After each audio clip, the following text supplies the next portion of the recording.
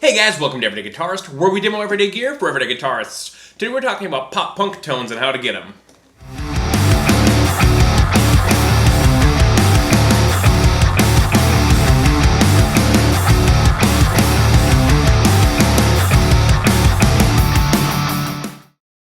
So as always, I'm using sub $1,000 gear. Today I'm using the Eastman T386 here, Orange TH30, a Maris Mercury 7 Reverb, Stone Deaf PDF 1X, and GFI Clockwork version 3. Now, these pedals can be swapped out and mixed and matched, and amps and guitars can all be changed. It's just the basic concepts I'm trying to get down here for everybody, and how I go about getting lead and solo tones for pop-punk stuff. So let's just kind of talk about my bass right now. I'm starting basically with the exact same tone I had in my previous video, which I will link in the description, and it might be up here somewhere.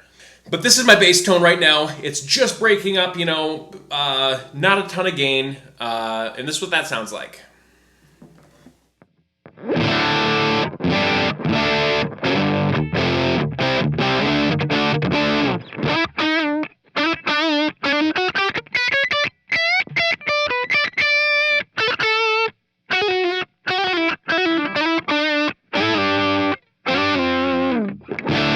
It's got just slightly less gain than what I normally put on my rhythm guitars. So this brings me to my first point, and that is you're going to need some sort of very mid-heavy overdrive.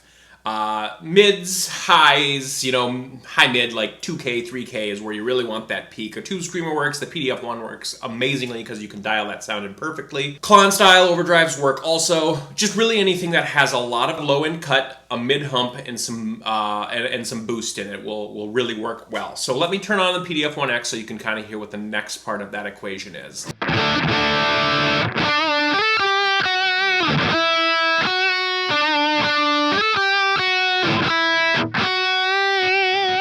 As you can hear, it's a really honky sound. Kind of brings me a little bit, these 2 points kind of go together in that volume isn't necessarily what you need to cut. You need mids and you need highs.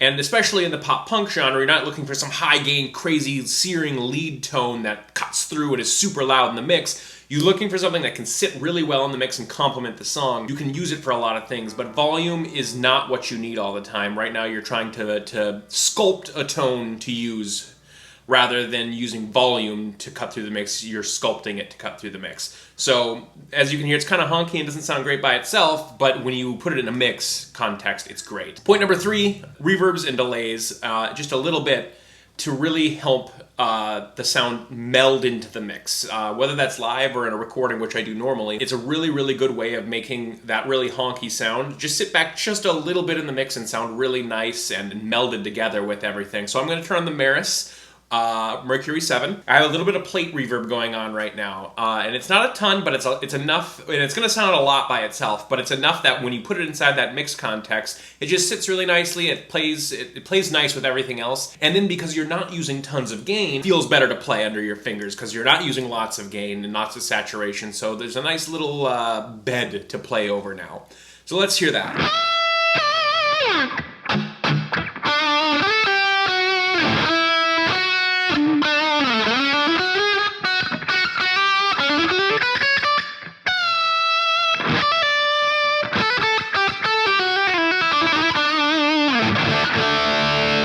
As you can hear, it sounds like a lot of reverb, but once it's in that mix context, it's hardly noticeable, but it's there just because it feels better for me to play with, and it also sits better in the mix because of it.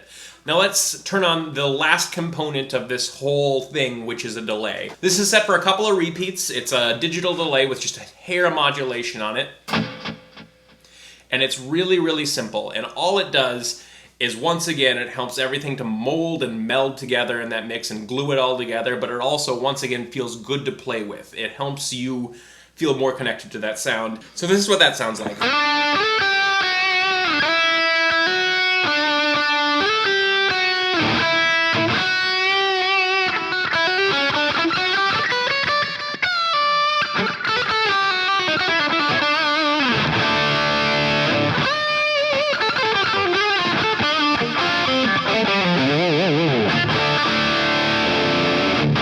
So as you can hear there, like, it seems like a lot of stuff going on, but really it's three things. It's a delay, it's a reverb, and it's an overdrive. The last thing that I think is a really important part of this whole sound is you need to serve the song. And I know that's something that everybody says, oh, you gotta serve the song. But in this particular context, it's really, really true. I mean, a searing, crazy, high gain lead tone that's really loud and up front in the mix isn't what you're looking for and isn't what you need. And it's just not going to feel good in that mix. So you need to make sure that you're serving your song with what you're playing. I mean, maybe that is what you need. All of these tools will help you dial in a sound that I think is really, really good for that modern kind of pop punk lead. You can play those really nice arpeggiated lead lines. You can play those single note lead lines, and it sounds great on octaves too. I would suggest turning delay off on octaves because you can get some weird wonky stuff then, but that's a whole other issue. So let's just go over the points really quick. One, you need a mid-heavy overdrive. It's imperative to this sound. It can be a Klon, it can be a Tube Screamer, it can be a Stone Deaf PDF-1X, it can be anything that has lots of mids, some highs, something to make you cut through the mix. We're not using really high headroom pedal-friendly amps here in the sense that there's not a lot of room to go louder. And so what you're doing is you're using that mid-heavy overdrive to cut through the mix and sculpt your sound rather than just being loud. Volume is not something we have the convenience of getting, so we're using other ways to cut through the mix, and that's going to be your mid-heavy, high-heavy overdrive that's going to really push you through that mix. 2, you need less gain than you think. In my last video on the whole pop punk thing, what I said is turn the gain up until it feels really good and then do 10% less than that.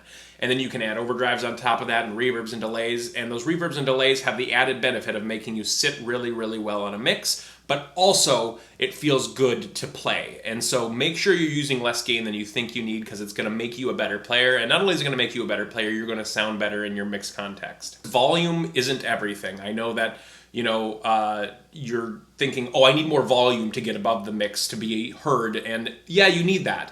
But also, what we're doing here is sculpting a tone to set you apart from the mix. Something, whether that's the reverb and delay and all those things that come together to make a really nice forward-facing lead sound that doesn't eat everything else up. You're looking to serve the song here, not, be a lead solo guitar player. There's a time and place for that. And you can do that too with this sound. If you, throw another overdrive on it or you use just a little more gain, you can saturate it.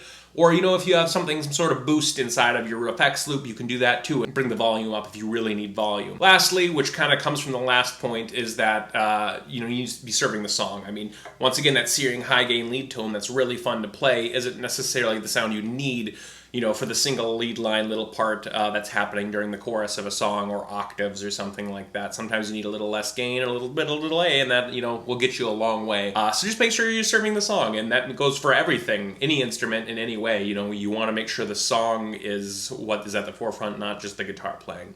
And once again, these are all just my opinions. It's how I go about writing and playing and sculpting my tones. And hopefully this has been helpful to everybody. I'm going to do a bass video at some point because I keep getting questions about how I do my bass tones. I'm not really a bass player, but I do love doing bass tones, so we'll have to talk about that at a different point. So now we're going to listen to the song that I wrote for this kind of demo here, and all of the sounds that you hear in the song are the exact same things that I used here. The only difference is I may have used the Jazz Master on a couple of the tracks, but the sounds are exactly the same. The settings are the same, and then we'll solo everything out.